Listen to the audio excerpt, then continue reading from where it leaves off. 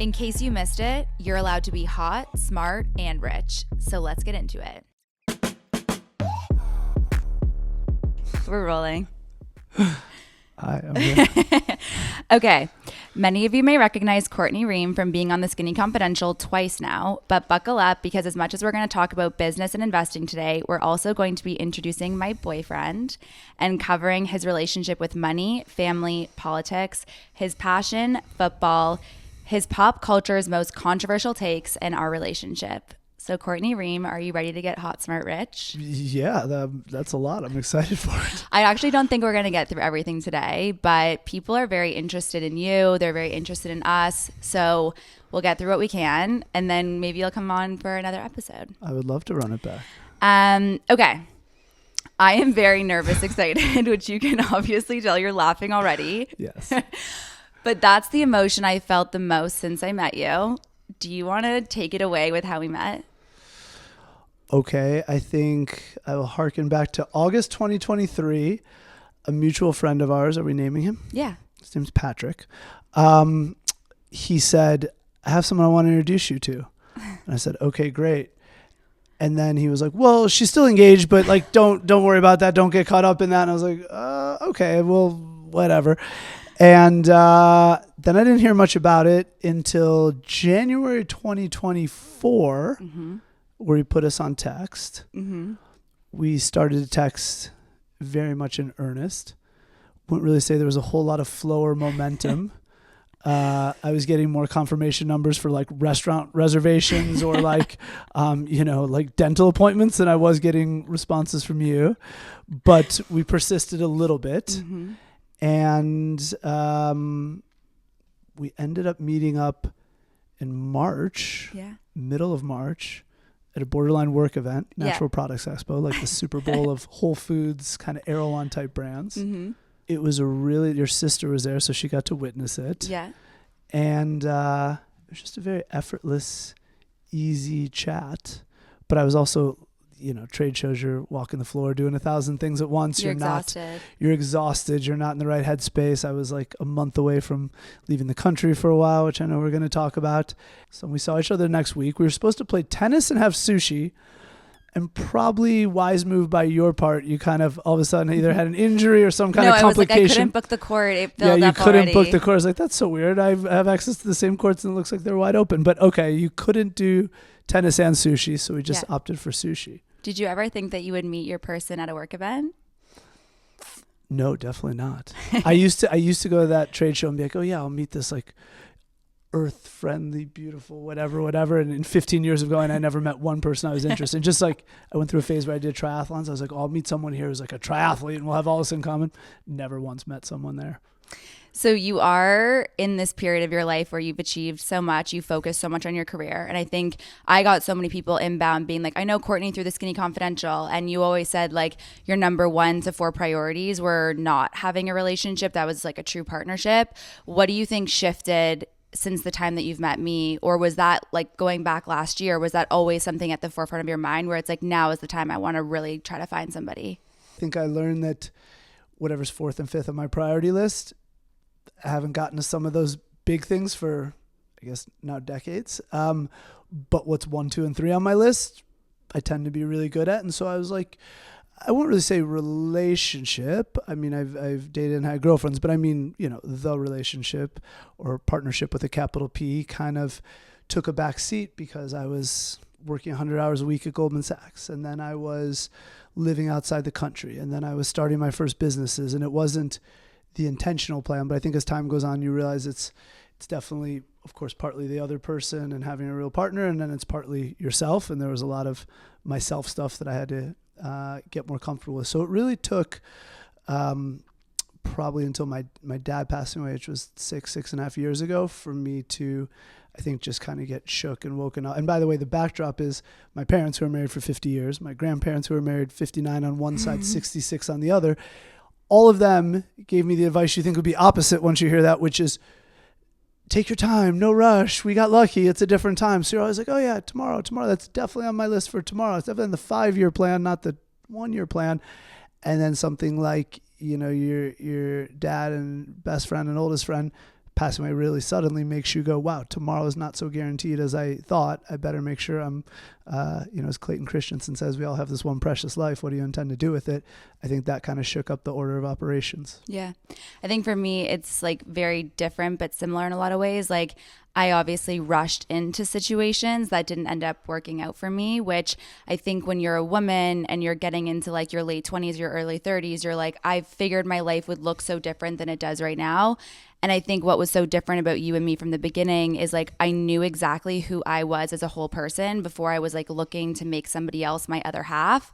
And I think for you, you were always so taken aback by how forward I was and how communicative I was and like how I told you how I felt from the beginning. And I think, you're searching around looking for somebody, and then it's hard to describe what it feels like when you do find that person or if you find a partner. What has like been the biggest feeling having now been with somebody that you think of as a partner versus just a relationship? My name was floated when you still had a fiance, so obviously you weren't entertaining it. Let me give my backstory to like the first how we met. Yeah. So I knew that I wanted to call off my engagement. I wanted to tell somebody, but I didn't want to tell like a close friend or a best friend or a family member in case I decided to change my mind. So when I went to New York last August, I had been living in a hotel in LA, knew that this was happening, but was so scared just to like make it real, because then your life sets in and you're like, I don't have a place to live. I don't know where I'm going to go. So I'm sitting on Patrick's couch, who's also a VC. We've done some work together, but he's also just a great guy. And just, I knew he wouldn't judge me. And I just blurted out, I think I'm going to call off my engagement. And he doesn't even answer me. He just starts immediately texting on his phone. And I'm like, Patrick, are you like going around and telling people? And he's like, no, I actually have the perfect guy for you. And I'm sending him your TikTok videos. And I was like, please do not do that. I was so upset at him. I think I left close after because I was like, how could you do that? My parents don't even know. What if this I was like, I've never dated someone who's on TikTok. I was like, and how old is she? But okay, keep going. Too old, apparently. I'm just kidding. I didn't understand the context that you were doing something so unique with TikTok. Yeah, we'll talk about that later. But I remember then I went into full hibernation mode, like heal my trauma, move to Calabasas, rent this horse, just like be one with myself and not be distracted by my ego. And that's my biggest advice for anybody that's listening that feels like they're in this stuck place, is like, it's so easy to feed your ego going on dating apps, like trying to get people to set you up with people. And you don't actually go through things, you just try to get through it. And I always tell people, whether it's like a family member passing away or a relationship that's ending or a job or whatever you're mourning, the next phase of your life, you have to go through it in order to get through it, actually. And so Patrick for months had tried to set me up with you, and I was always just like, I'm not dating anybody and I really don't want to even be distracted with talking. January 1st sets around. I was like, I'm downloading Raya, I'm downloading Hinge, I'm going back out there. I feel ready. Like I feel prepared to make better decisions now. And when Patrick then eventually told me who you were, once I was healed, I immediately was like, absolutely not. Like you were just the archetype of the person that I knew could really hurt me because you were good enough for me. And so when your name was floated to me, I was just like still not ready to be in a relationship that could really, I feel like, turn my world upside down if it ended. And so I remember I was just like kind of blowing you off and being very, very hard to text back. Like I remember saying, you'll have to double text me if you want to get a hold of me or something like that, which I don't know how we should actually pull up the actual chain where you're replying once every 3 days. Oh, sorry, I'm really bad on text. I was like, well, how do people get a hold of you? And you're like, they usually text me twice or they call. And I'm like, I think I just wrote back noted. Like meaning like you did write back sounds noted. Like a lot of effort for someone I've never even met. Even in a relatively short time, we've had an interesting thing where you didn't want to meet me at first. Then I kind of gave up on meeting you based on not getting much feedback, shall we say. And you even saw me at an event after we had not been texting. But that's the moment that I knew that I said to my friend, I had run away from you physically at Freeze, the art show. And then later that night at the Sotheby's event with Damien Hirst, I remember seeing you with this woman and you looked so friendly and so nice and so not what I had pictured in my head. I make up stories, and we'll get into my anxiety later and how you're so good at dealing with that. But I made up a story about you in my head about what you're known for. And I think this is why I'm so excited to be in your life now, to get to tell a different side of your story, because you're known as like Courtney Reum VC. Your VC was just noted as like the number 4 in the US, number 14 in the world. You have how much money, assets under management? $2 billion? little less. You have 12 unicorns. You're a best-selling author. You're a professional football player. You're a philanthropist. You have this like incredible life, but deep down you're so much more than that. And when I saw you at that art show, I don't know what clicked, but I remember saying to my best friend, if he texts me again, I'm going to respond, and I'm going to like make it so that I can put myself in a situation where we go on a date. Yeah. So I was a little difficult to get to know. And then I will say the minute I met you at the VC kind of like Whole Foods conference, I knew within 30 minutes, Katie, I'm sorry, I have to tell this part of the story, but Courtney walks in, it almost didn't happen, right? Yeah. There was a big line outside, like it was a club in LA. And I was like, you said you put me down for this event that I wasn't invited to. I didn't know about it because the events there are kind of funny. Yeah. And I walked up with a friend of mine, Eric Ryan, who's a great founder. He started brands like Method and Ollie. Yeah. And we both walk up, and the girl's like, I don't see your name. There's a big line. We're at capacity. I was like, I'm tired. Anyways. And someone who I still don't even remember who it was says from the line, these guys have started more brands than anyone at this whole thing. You should probably let the two of them in. And she just looks at the girl and goes, okay, go in. So that almost didn't even happen. Well, and it also didn't almost happen on my side because we were so exhausted from the full day that I said to my sister, I really don't want to go to this event. Like, I doubt this guy will even go. And I don't even know if I'm going to like him. So like, we should just not go. And Katie's like, Maggie, you're going. She had this feeling about you from the beginning. So then we're there. I'm socializing. My sister comes to me and she's like, when he comes, please don't leave me. I get a little social anxiety. Sorry, Katie, I have to share that. And she's like, please don't leave me. And my exact words were, I am not going to leave you. I don't even think I'm going to like this guy. You walk in, and I swear from the minute I like caught your eye, I was like, there's something so different about him. And you walk in with Eric, and thank God Eric Ryan had just started a jewelry brand. And my sister was formerly the head of finance at Missouri for 5 years. And he found out that that's what she did, and they just got encapsulated into a conversation. And shout out to Eric Ryan because he's a very charming guy, so he's just easy to talk to. Yeah. And I remember going to Katie, okay, bye, Katie, see you later. And I just like 30 minutes of talking, I just knew. I knew you were different. I knew you were like my person. And I think that's where the roles really switched. And I was the one that was very much like into it, very transparent. But I will say the move for somebody with anxiety, that is, I think, why we're sitting in this chair today. And I tell every single guy to do this.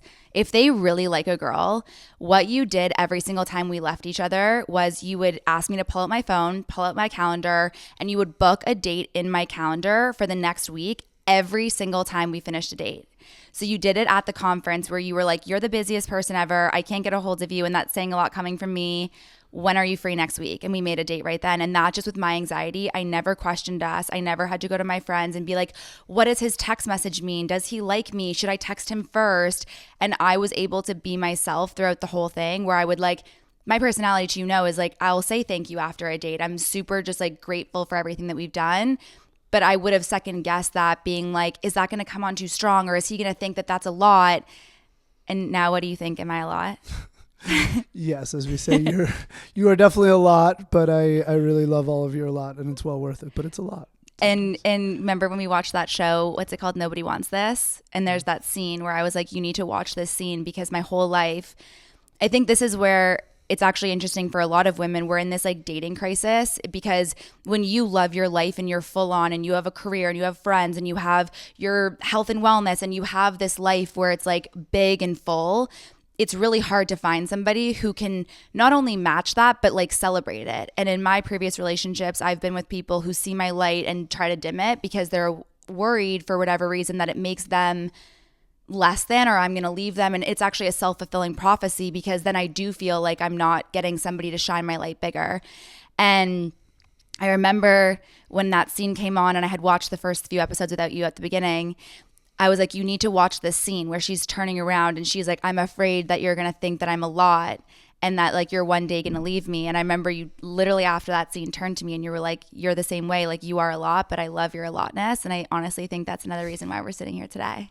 Yeah, it's been interesting because I think I've never been in a relationship where at first, maybe let's just use the word chase, like I was kind of trying to get you to come out with me.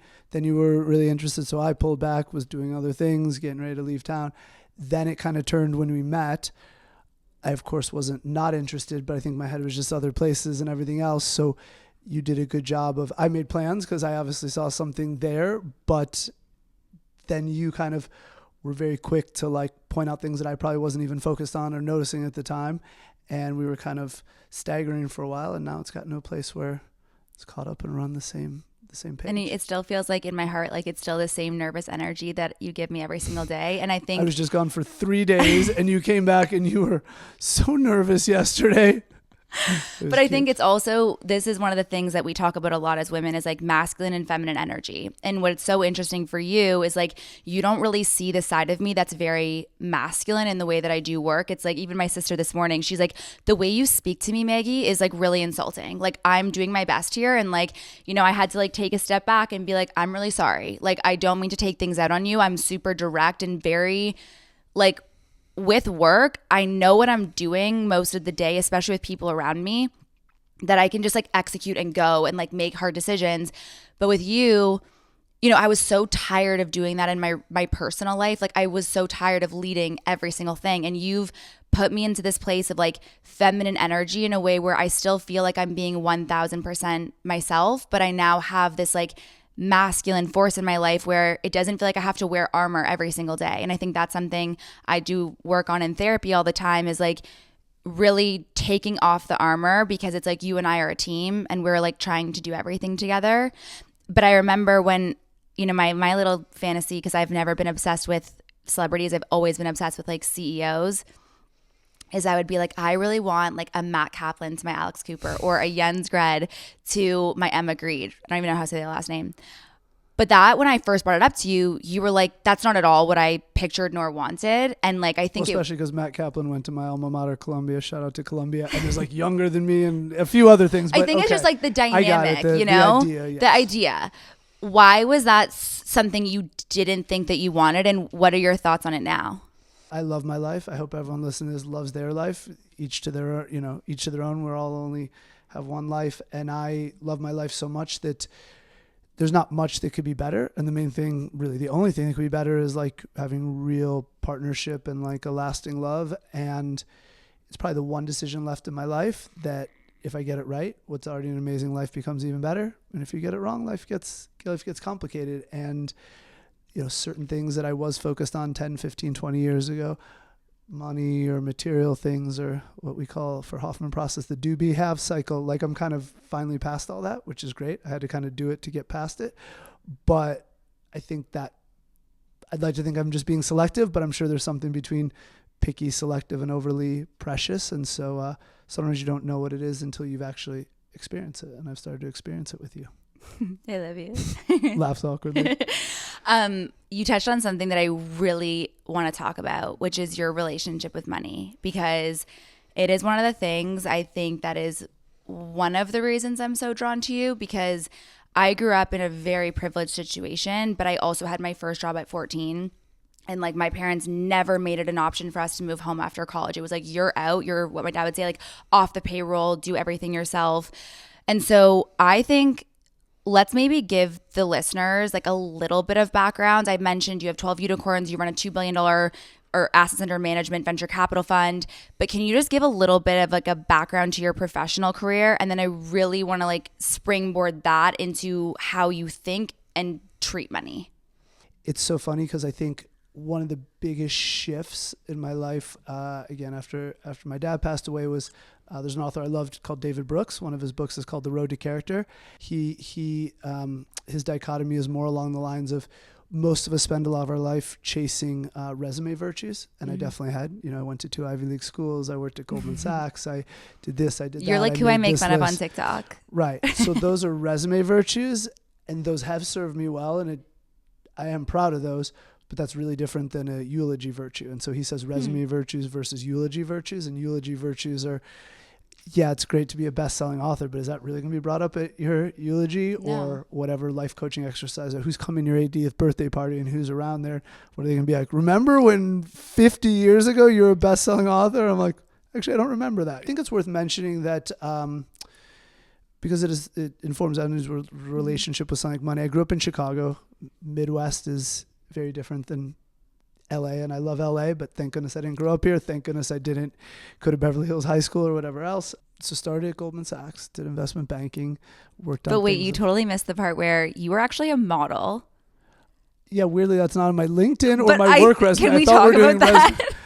Very briefly, Well, but sure. I go think ahead. it's important because I think it shows again that like you are not the archetype of the person that's like you knew you always wanted to be investment banking. Like you are an entrepreneur by heart. And I think, yeah, a lot of people think model like, oh, maybe it's like egotistical driven, but I actually think it shows you were always thinking differently. Like graduating Columbia with honors, like soccer player, like a lot of people wouldn't think you're going to go and be a model, which you wanted to take off a year, right? To be able to do that, which you weren't allowed to do. Well, it happened because I graduated right after, I graduated and was about to start right before 9/11. So that kind of changed a lot of things. And so the world was in a state of chaos. The economy wasn't good. It's not a good look on Wall Street to say, oh, we're not hiring people that we already had given offers to and had moved to the city and changed their career. So they said, who wants to defer a year? You'll get like, I don't know, maybe it was like a third of your base salary, enough to live off at the time. I was like, oh yeah, right here. Yeah. Front of the line. I was like cutting everyone. So it was great. And so the modeling kind of came about as like a fun little tryst, knowing that I had this job in a year. So I don't think we need to say much more about that, but it was fun, you know. I like to look at the comp card in the gym. Yeah, the comp card is available in the deep archive somewhere. But yeah. Okay, keep going. So you went to Goldman. So I went to Goldman, did investment banking, worked on some big deals like Procter & Gamble, Gillette's merger, worked on some more entrepreneurial things by Goldman standards, helped take Under Armour public, worked on Vitamin Water's first deal. And you just see a guy like Kevin Plank, the founder of Under Armour, and go, wow, he's just like a gritty guy with a good idea. And if he can do it, I don't know if I can, but we're about to find out. So I think people like that and other people like Kevin inspired me a lot more than I knew. My brother and I started a handful of companies before we got to M13, tech stuff, consumer brands. Took a little time off to write this book. We were on a what I'll call a low budget Shark Tank competitor on CBS. And then I think we were trying to figure out our next act. And we said, well, we seem to be pretty good at investing. We seem to be pretty good at starting stuff. Why not try to find a way to have our cake and eat it too and do both under one roof? So we started M13 kind of originally as a consumer tech holding company whereby we invest, which is definitely our main activity, but we also we call it our launch pad, but something like a twist on an incubator studio where we start our own brands and partner with other people. So we've started, I think now something like 15 brands in the last 5 years. Lucky enough to have relationships with people like Tony Robbins. So we started a longevity company with him called Life Force. Shout out Life Force. And some other people. Yeah. Did some corporate JVs. And so it's really nice because a lot of days I get to feel very entrepreneurial. And then some days I feel like an investor. And a lot of days I feel like some combo. And if we have any superpowers, I would say one thing is that we're really good at seamlessly shifting gears between things. We got here by saying yes, and probably juggling and taking on too much. And I think the way we'll get to the next level is by simplifying and pruning and being more defined by what we say no to and what we say yes to. But that's my own life coaching things I need to work through. But I think we're good at shifting gears seamlessly, doing both. And I think we're also really good at, we used to call it the Hollywood production model venture, where you kind of see the dots, connect the dots, put the pieces together the same way people come together for a movie and go, oh, we got the best director, we have this actor, this actress, and we come together for a scope of work and start a company, start a project. And those two things have served us really well for sure. I think the luxury of that, to be able to do that, is like you've been able to put yourself in a position to afford time. Like you can really sit back and think. And that's one of the things like I also love about you is you just like, you are a very busy person. Your days are slammed. But I do think when it comes to really big decisions, like you have afforded yourself this luxury to think about what you actually want to do. And a lot of people are not at that place in their career yet. But I think now that you are where you are, the way you treat money, going back to what I really wanted to talk about, is so fundamentally different than most other men that are in your position, especially. Can you, I don't want to speak on your behalf or whatever you're comfortable to share. So can you just talk about what you're comfortable with the way that you think about money and the way that you leverage money and what you spend money on and where you just like think it's a waste? Okay, I'll start and then feel free to lead the witness. Okay. Going back to my parents, like, we weren't poor growing up, but we weren't LA wealthy. And as time went on, my parents, and I say parents because, my dad was the one working. My mom made a lot of sacrifices. She has an MBA from Columbia too, class of 1972. And they have a Harvard business case study together that's on their wall. An article that was on the front of the Harvard Business Review. But my mom graduated from Columbia in 1972 when a class was 500 people and like 20, 25 women. So as my mom likes to say, and I know she said to you, I didn't really know who a lot of people were, but they all know who I was. Anyways, she's amazing. So I think my parents were not showy, very good Midwesters. I mean, the whole deal. My mom drove Dodge Caravans for many, many years, quintessential soccer mom. My dad drove Jeep Cherokee when that was kind of considered a cool, nice-ish car, but definitely not a showy car. And, my brother and sister and I all have different manifestations of that. But I think for starters, what is money? Money is just a store of value, right? So what's a store of value? It gives you freedom and options and going back to work. I mean, there's a lot of luxuries that I would have thought I earned 20 something years into my career. But the one I'm sure about is that I have earned, maybe I work less than I worked at Goldman for someone else. And I definitely work less than I did when I was really grinding and starting out, but I still work more than I'd like. But I have the freedom to do it how I want, where I want, when I want. And so, you're with me. I still work quite a few weekends, but there's days where I do personal things and I make up for it on planes and whatever else. I work in cars when you're getting car sick. And I actually have a thing I'm going to do on TikTok one day that's like all the places that my boyfriend works, because you work literally, we'll be away in Europe and like get to do some sightseeing. And then from like 9 p.m. until 12 in the morning, you're working or grinding. Or last night you just got home from a work trip. We got to go out for dinner and then you're like back on your computer before bed. And it's actually like such an admirable, I think one of the things I really aspire to, because now we live in this world where it's like super remote, you can kind of, do or make your own fantasy of where you want to work, but you have this work ethic, I feel like, that you just can't even get rid of if you tried. Well, I also think, like work is kind of like working out, right? A lot of people are like, I don't have time, because they want it to like line up with these perfect circumstances. Like, I have blocked my hour and a half. I will walk 10 minutes. I'll work out for an hour. I'll come back. Sometimes I do that, but most of the time, what happens during the day and things get thrown off. So it's like, and you're the same way, because I've seen you do like lunges in airports where it's like, sometimes I work out for 10 minutes, sometimes I work out for 45. Sometimes I flip my laptop open and I'm like, it's changed a little bit, but in general, I used to never do anything on my phone, because the amount I can accomplish when I flip my laptop open, hotspot in the back of a Lyft, shout out to Lyft as an early investor, you can do so much more in 10 focus minutes in that Lyft than I can when I'm like half listening on my phone. It's hard to work on your phone. I'm reading this, I'm flipping this to see the presentation. So it's just about like kind of being really organized and ruthless efficiency. Money. At this point, some of my things, I think.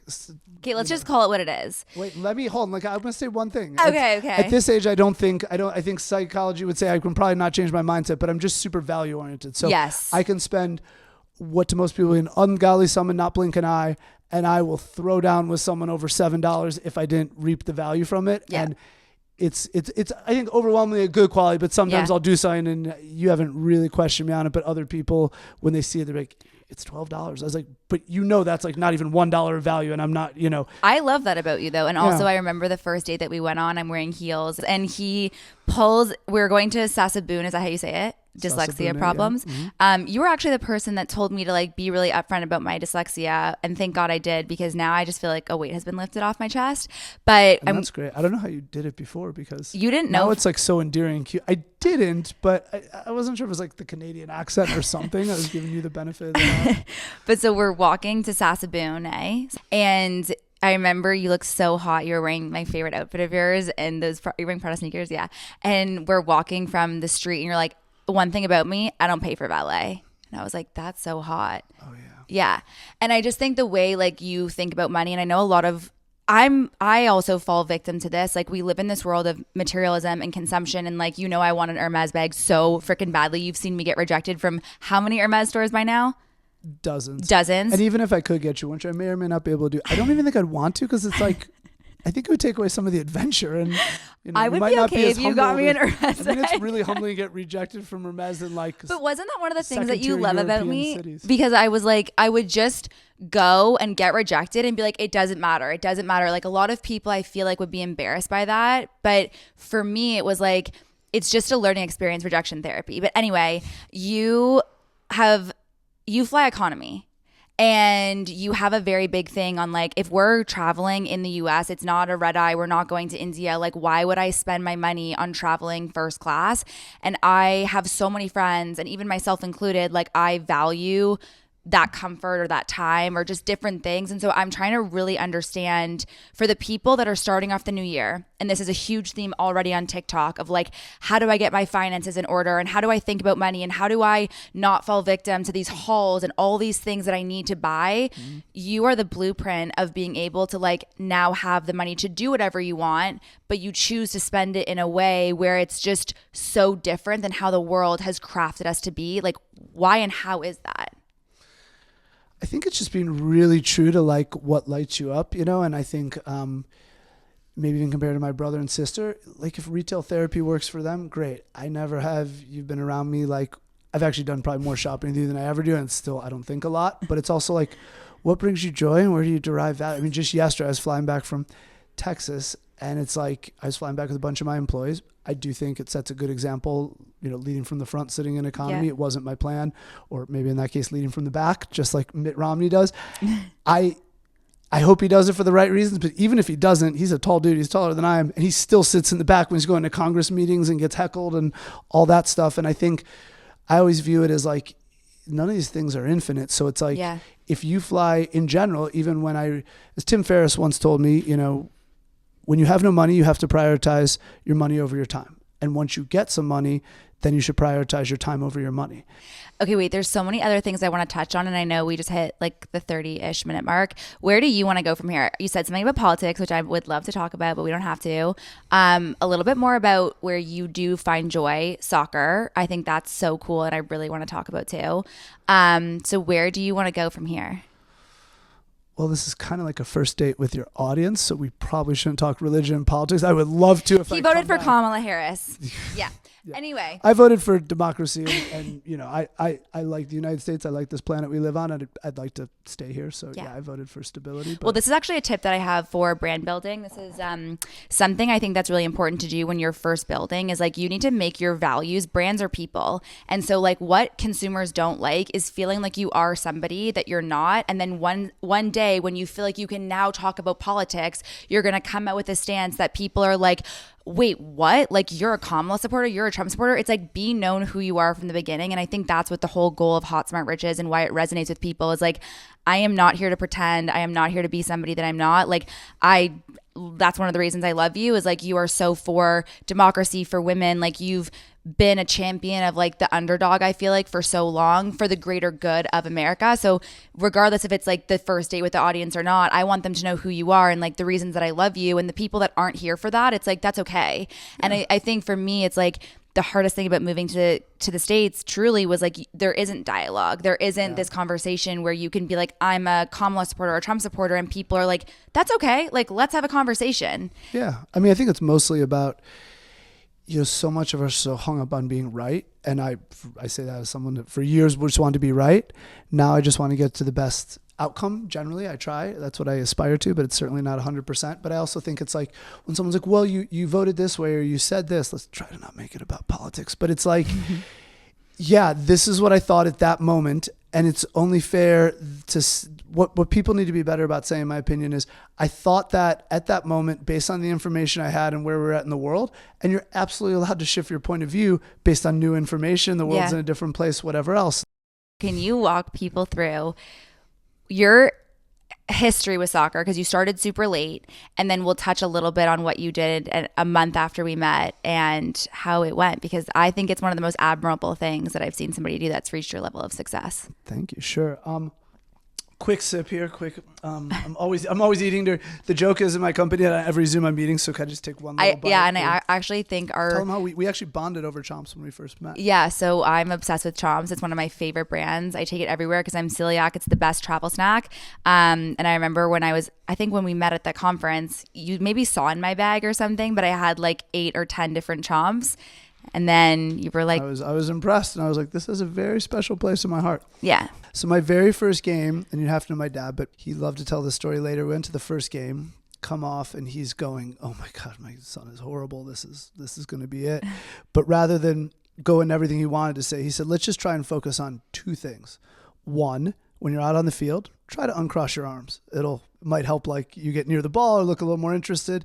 And 2, when the coach goes to make the substitutions, don't look at him so hard and maybe you'll get to stay in for another rotation. So we literally started from that place and had this amazing coach who my dad found named Brett Hall, who I recently reconnected with after 25 years. So it was really special. Worked with him every day this one off season, went from being like, I was on varsity as a freshman to like being all state the next year. And from there, my club team was one of the best in the country. We were first national champions from Illinois. We were state champions, 7 or 8 years in a row. We were so much better than the next best team. And we won state final game my senior year, 8-1. That's not a hockey score for our Canadians listening. That's a soccer score, a football score. 8-1. I didn't even start, and I scored a hat trick off the bench. Like that's how good we were. Played in Columbia, was a starter of my freshman year. Tore my ACL very first day of sophomore year, so it kind of derailed things. But everything happens for a reason. Freshman year, I didn't do much other than study and play. By sophomore year, I was running for class president, student government, became a promoter in New York City with the guys who run Tao and all that stuff, story for another time. But it kind of opened the aperture. And even after school, I thought I could do more. And I think based on the fact that I was left-footed and fast, like some people were kind of interested, but who knows if I would have made a team. Unlikely. Had a job at Goldman Sachs, and then we put a pause on that. And I think just the last few years, I'm lucky to have a lot of friends who just do amazing things that inspire me. You've heard about all of them. I could name dozens of them, but one that comes to mind because we've talked to him is a guy like Mike Posner, the singer who people might know, who sang Took a Pill in Ibiza, which he's like embarrassed by that song now, but I still love it. It's catchy, but wrote Cooler Than You from his dorm room at Duke, which would have been cool. I fell in love with you in Ibiza. There you go. You fell in love in Ibiza. He can probably do a little serenade for us. He walked across America, right? 6 months and 3 days or something. He walked from the Atlantic to the Pacific. I had all these friends who've done stuff, and for years I was like, what's my walk across America? That's not how I phrased it, but we'll phrase it that way for now. Like, what's my version of walking across America? Ball back to soccer. I started playing a little more, and I was like, wow, some days it's not that much worse than it used to be, and some things are actually maybe better. Maybe my game EQ is better. Some things are worse. I'm slower and whatever else, but not that much slower. And wouldn't it be cool to see what's possible? Why don't I try and do a Ryan Reynolds Welcome to Wrexham, but take it one step further and play? Meaning I invest in a team and, well, let's say I owned a team. Obviously I can make a choice to put myself in. And you can say it's not based on merit, which it's not. But at the same time, I still went out there and did the work. And I struck this deal about a year ago. And then I had about 8-9 weeks to train 3-4 hours a day, 6 days a week around my day job, which is part of the reason I was a little distracted when I met you. But to the extent my body held up, and at points it didn't, I probably trained 3-4 hours a day for 8-9 weeks. And I went out to Portugal and spent a little over a month playing for a team called Vila Verdense FC up north, for anyone who knows of Portugal. League 2, though. That's really high. League 2, yeah. It was second division of Portugal. Every game was available on TV, media rights deal, streaming service. You can watch my game TV anywhere in the world, which you did.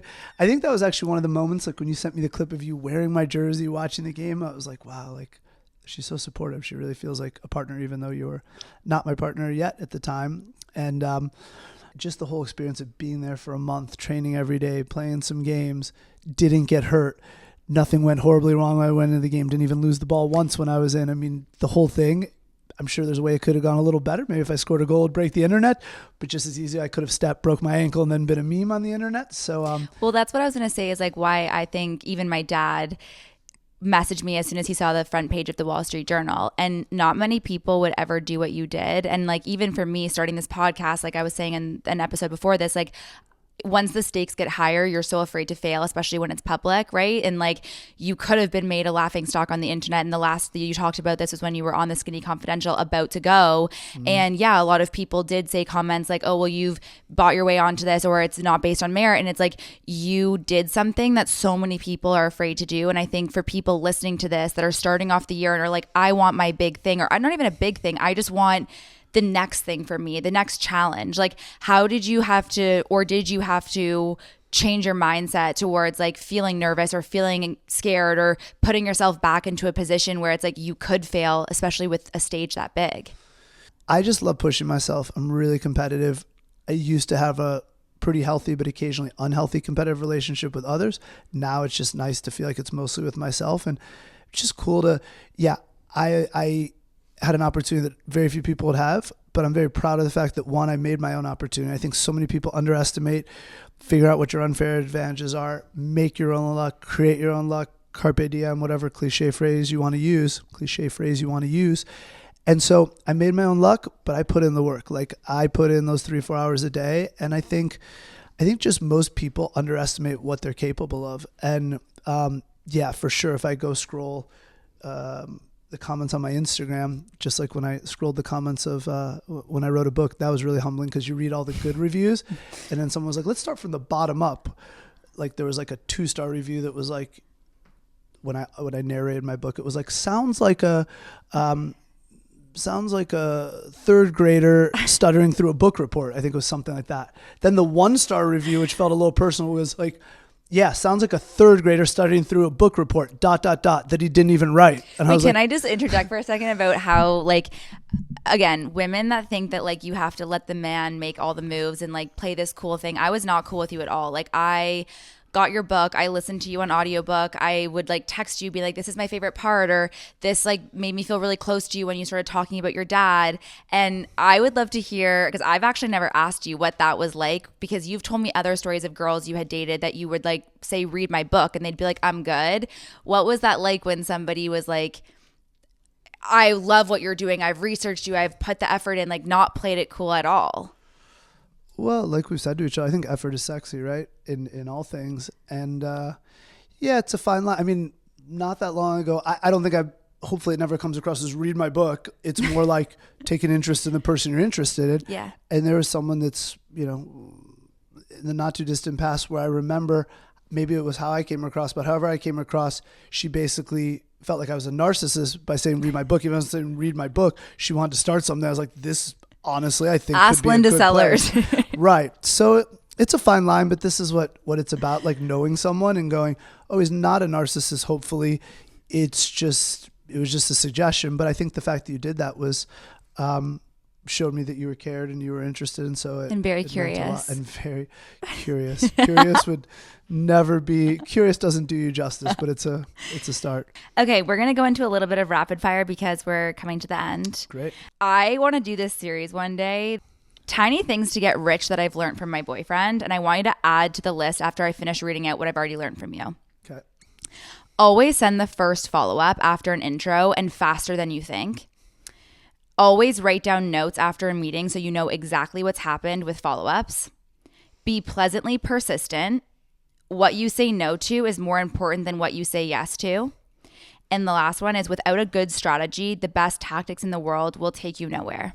What is one more thing that we can add to the list that's a tiny thing that people can do to help them get rich? Wow, that was such a good list. And I should say, all those were taught to me by other people, which is the most important thing. I have like, remember I'm going to do couples Jeopardy of us of all these like crazy things, and maybe you'll win a big prize. Yeah. I think for almost everything you do in life, it's important to keep a microscope in one eye and a telescope in the other eye, because you have to keep an eye on the near term and the medium or long term, and one without the other is kind of a waste. Perfect. What is your information diet? What is your favorite newsletter, podcast, book? What do you consume on a daily, weekly basis? I really try to have a mix of some pop culture, some things that are germane to me like tech, some things that are germane to me like consumer products, some political things, some views outside the U.S., right? Because we get caught up in our very U.S.-centric view. So as you know, most days, if I can help it, I'm a big believer, how that first hour or two goes, so too goes your day. And I realize that a lot of people are not in the fortunate position to control those, especially, for kids and everything else, but I am, at least as of right now. So as you know, I like to kind of do some of my little routines while I do stuff, but I easily spend hour to an hour and a half to start my day to try to kind of orient around that information diet. I think that's another tip that we should put on the tiny things list, which is net zero dead time.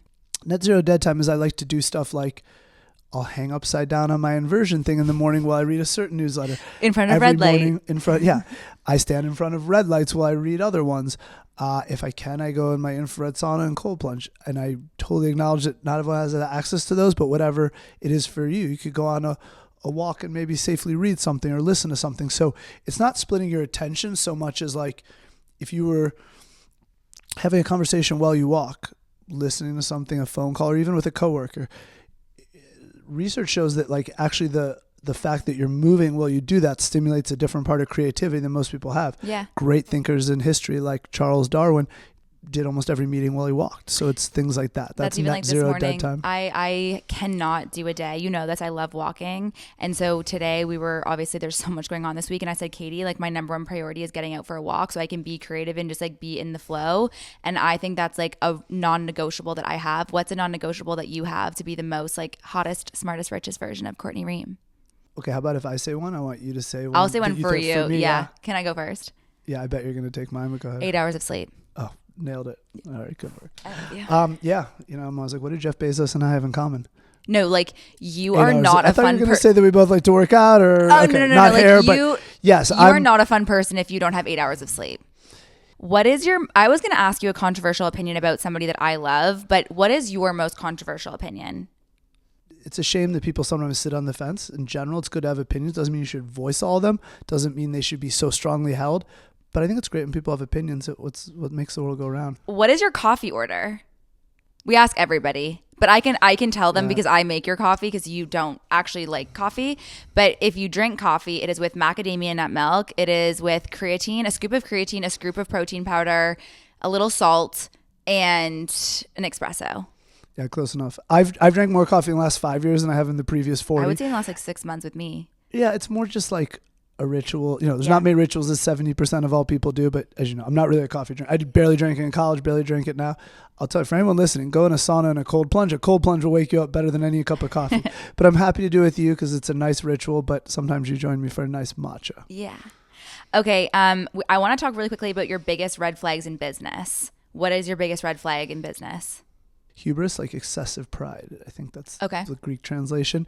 It's basically, there was this period where you could build the company of like the run through walls, just like incredibly brash, whatever. The red flag is not knowing, thinking you have it all figured out, or thinking you're just the person and totally indispensable, because most of the best leaders I know what they're good at, know what they're not good at, and it's who you surround yourself with, which is how our government and presidency should work ideally, type of thing. What is your personal mission statement? I think it's something around wanting to be an innovator with an eye toward like impacting global change in whatever ways I want. And those have probably changed from 10 years ago to 5 years ago to now. But I also think like now I think much more about anything I do. Can I build, is there a legacy, not just for me or not just my family or my next of kin, but some like broader group of people? Like that's what I would like to do. Cause, when we're all dust and stuff, like what are you remembered for? So I try to keep that in mind a lot more than I used to. Thank you so much for coming on. You make me feel like I can do anything. And if I pictured my life at the beginning of 2024 and you told me that it was going to be like it is today, I probably wouldn't have believed you. But I hope everybody finds their Courtney Reum because you just make me feel like I can do anything. And hopefully everybody that's listening gains something from this and wants to have you back on because I could talk to you literally every single day. So thank you for coming on Hot Smart Rich, and I love you. I love you too. Can I ask one question? Yeah. Hopefully this isn't the end of calling me lucky number 3 because I like it. We haven't even touched on lucky number 3, which is a whole other episode. Oh, okay. No one even knows why or how it came to be, but like and subscribe and comment to this, and then we'll get Courtney Reum back on to talk about lucky number 3.